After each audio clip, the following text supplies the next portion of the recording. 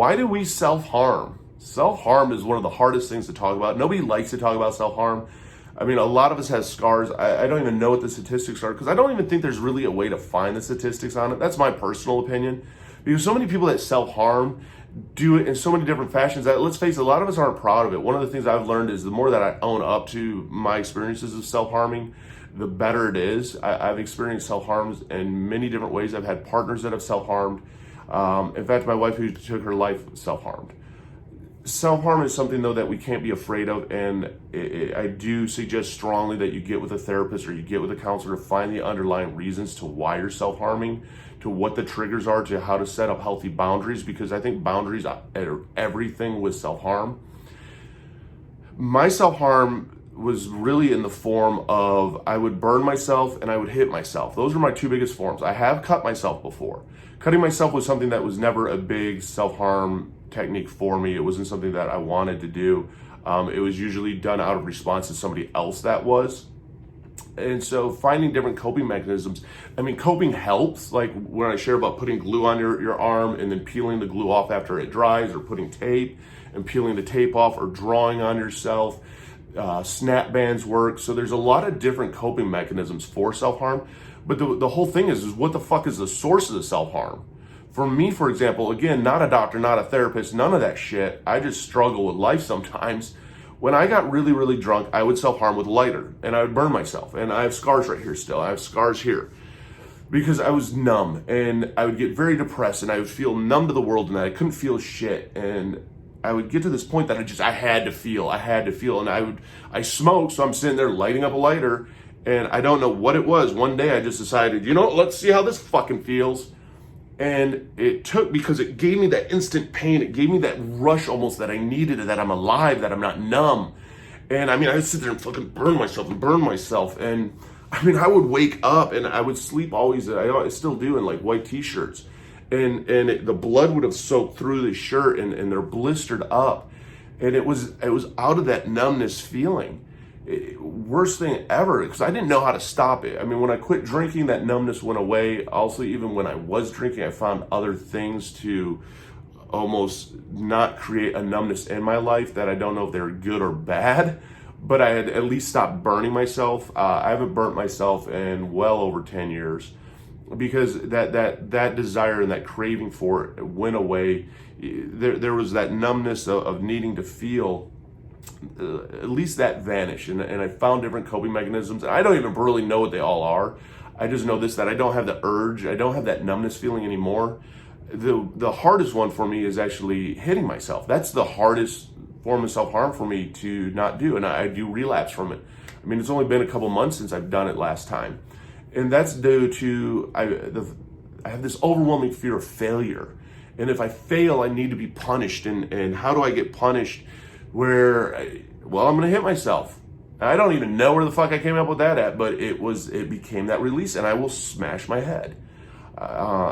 It sucks, but I found that it comes down to I needed to find healthy boundaries, and I had to set up healthy boundaries, and I had to communicate a lot, because the only coping I could really find for it was punching pillows, or I have a punching guy that I'll punch. That I had to exert that energy that was in there, because it built a lot of energy up inside of me. And then there was that aggression, and I knew that aggression was going to come after me. And so there'd almost be that excitement, and even in a sense, probably even, help with the numb feeling. And I would take it out on myself. And afterwards I was hurt, and I felt like I deserved that pain. That was my punishment for failing, even though I didn't probably fail at anything. And some of the times that it's happened, the people that I'm communicating with that have actually brought it on to the point that I've ended up self-harming probably didn't even know they were pushing me to that point. And you have to remember that you are the most important person. I mean, setting up those healthy boundaries, if it means hanging up the phone on somebody, hang up the fucking phone on, turn the phone off, throw it away for a minute, calm down. If it means walking away and telling the person, dude, don't come fucking near me at all, do that. Because you got to take care of you, and you got to protect your boundaries, and no one is responsible for your boundaries but you. So if they get to that point that they're pushing you that much, you got to push them away and let them know, hey, I got to get myself back grounded. I got to get back to the point that I need to be at so that I'm not hurting myself. I mean, let's face it, we get in some of these heated conversations and we get into some of these heated arguments and we start to get that twitch. We know when that twitch is happening. And that's when we need to get up and fucking go. As soon as that twitch starts to happen. And it can be in the middle of an argument. And where the fuck are you going? Why are you walking away from me? Stop. Just stop. Let's get back to this in a moment. Maybe separate in rooms, write down what you're feeling, exchange what you're feeling so you can help understand the other person. But know that self-harming isn't going to solve it. All it is that satisfaction all of a sudden that our body almost builds up that we need to do it. Getting with a therapist helps establish and figure out what these boundaries need to be and how to communicate the boundaries. With mine, biggest one is I need to know that it's okay to hang up on conversations on the phone. And the other one is that I need to know that it's okay to walk away, and that even if I offend the person or whatever, that I have to take care of me, because I'm not the best at doing that. It is one of my downfalls, that I don't want to be rude. I want to be respectful. But yet I'm sitting there and I feel like I'm a fucking punching bag, and I feel like I'm letting somebody down because it's not stopping. And it's just going. And we've all been in those arguments or those heated conversations where no matter what you say, it's just shut right down, and you just feel cornered and you don't know what to do. So letting that person know, dude, this is a boundary. I'm not going to hurt myself right now. I need to fucking walk away is so important, and voice yourself. And is it easier said than done? It is, because when we get into those, let's face it, sometimes our partner or the person that we're doing this with doesn't realize that we literally need to take a break. We need to take a step away. It's important for you to do that.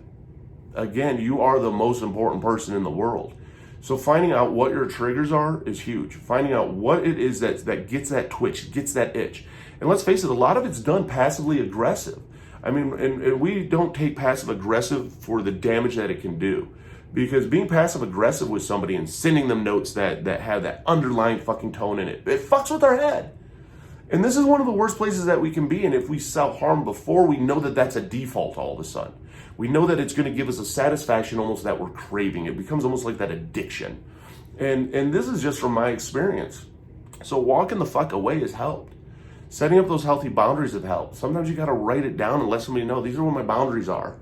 Please, if you care about me, respect me. And if you don't, and you keep crossing these boundaries, I'm going to have to cut you out of my life, because I'm more important than hurting myself. Sometimes they're our own thoughts. We cut ourselves because we need the visualization, whatever it might be. Getting with a therapist, I can't stress it enough. I mean, that's why even down below I have a link to BetterHelp.